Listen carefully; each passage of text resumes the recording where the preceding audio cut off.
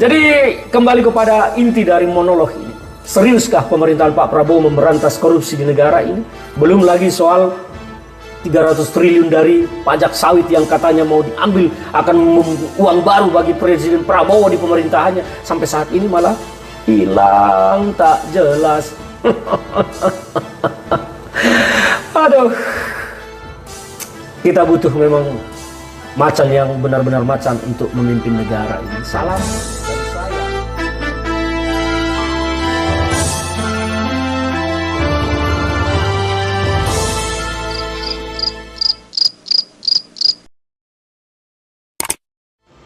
Sejauh mana sebetulnya keseriusan Pak Prabowo Subianto untuk melakukan penindakan dan pemberantasan di bidang korupsi di negara kita? Saya melihat bahwa statement-statement Pak Prabowo Subianto cukup menggelegar, tegas, keras terkait dengan pemberantasan korupsi. Tetapi apa yang terjadi? Di lapangan kita lihat ada penindakan-penindakan terhadap kasus korupsi, tetapi tidak menyelesaikan masalah yang ada. Tidak menghukum, tidak menindak siapa-siapa para pelaku yang sesungguhnya menjadi dalang atau tokoh besar di setiap perkara korupsi. Terkesan yang menjadi korban hanya orang-orang kecil saja atau para pemain lapangan, operator lapangan. Tetapi bandit-bandit besarnya saya tidak melihat bahwa telah ditindak oleh rezim penguasa ini. Sehingga terkesan hanya omong besar saja. Maaf saya mengkritik agak keras karena sudah beberapa dari peristiwa penindakan hukum yang saya lihat bahwa tidak serius secara menyeluruh memberantas korupsi. Kita lihat pertama dari kasus korupsi timah. Korupsi timah diduga melibatkan banyak pelaku besar, tokoh-tokoh besar. Tapi apa yang terjadi?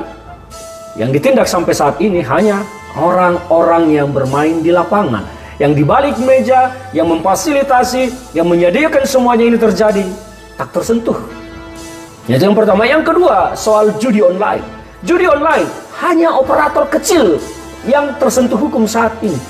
Apakah operator-operator kecil di Komdigi, Kominfo saat itu bermain mandiri, independen tanpa diketahui oleh bos-bosnya di kementerian? Saya tidak yakin. Tetapi apa yang terjadi sekarang? Para bos-bos besar yang diduga memberi order perintah tidak tersentuh.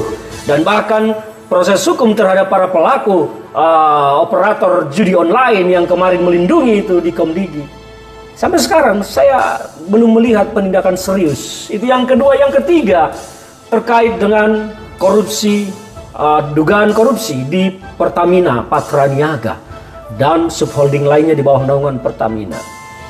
Kejaksaan Agung belum menyelesaikan penyelidikan secara tuntas. Penyidik Kejaksaan Agung belum menuntaskan perkara ini sampai di meja pengadilan. Tetapi Kejaksaan Agung telah menyimpulkan bahwa Erick Thohir dan Boy Thohir tidak memiliki keterlibatan di kasus yang sedang diusut oleh Kejaksaan Agung. Seprematur itu memutuskan sesuatu dalam sebuah proses penyelidikan dengan korupsi yang super jumbo, tetapi dilingkari, diframe, dibatasi dalam sebuah lingkaran kecil. Itu yang ketiga. Yang keempat, KPK menyatakan bahwa ada pemotongan Rp2.000 dari budget Rp10.000 untuk program makan bergizi gratis. Pemotongan ini apakah korupsi atau apa? KPK saya pikir menjadi sebuah lembaga yang lucu atau menjadi sebuah lembaga yang aneh bagi saya ketika label mereka adalah pemberantasan korupsi, tetapi malah curhat di media tentang adanya potongan 2.000 di makan bergizi gratis. Bukankah seharusnya KPK tak perlu curhat tetapi mengeluarkan surat perintah penyelidikan terhadap perkara tersebut? Dan saya belum menemukan statement Pak Prabowo terkait ini. Runyam.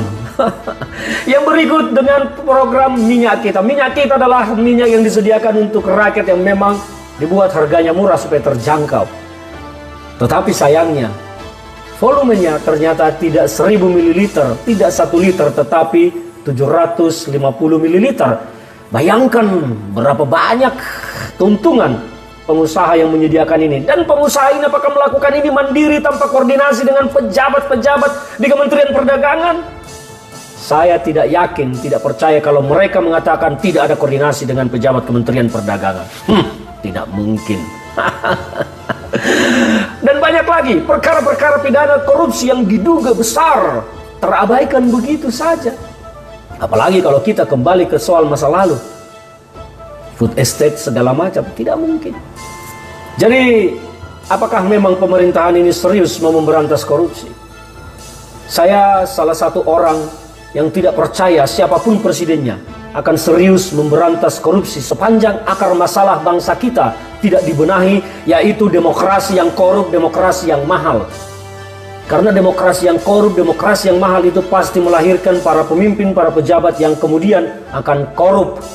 Kalau ada yang tidak tertangkap, itu hanya lagi beruntung saja. Yang tertangkap ya lagi apes saja. Tetapi saya menduga semuanya melakukan hal yang sama. Karena biaya politik sangat besar. Kos politiknya mahal. Jadi kalau soal hitung-hitungan dagang, tentu itu akan menjadi program prioritas untuk dikembalikan. Jadi kembali kepada inti dari monolog ini. Seriuskah pemerintahan Pak Prabowo memberantas korupsi di negara ini? Belum lagi soal 300 triliun dari pajak sawit yang katanya mau diambil, akan uang baru bagi Presiden Prabowo di pemerintahannya. Sampai saat ini malah hilang tak jelas. Aduh, kita butuh memang macan yang benar-benar macan untuk memimpin negara ini. Salam dari saya,